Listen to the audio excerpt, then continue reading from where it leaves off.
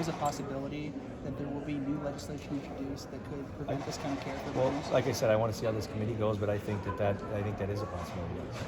Would it be hormones, I puberty think at blockers, this surgery, point, all of it? again, at this point, I don't know what that would look like, but I wouldn't stand here and say that that's not a possibility. How are you looking at some of this pipeline legislation as you go into next week? Yeah. So obviously, we filed a bill in the House. We had 22 co-sponsors.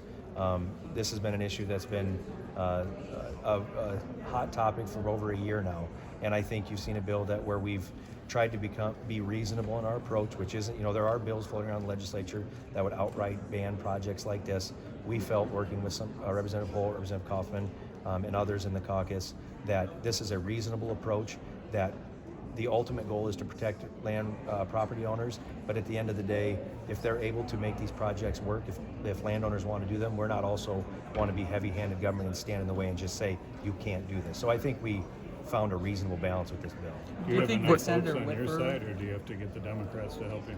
I think it's too early for me to sit here and say what that speculation will look like. Obviously, we haven't even ran the bill out of committee yet. The caucus is obviously aware of what the language would look like, but I know there's a lot of lobbying efforts on all sides of this issue going on, so we'll see how that develops moving forward.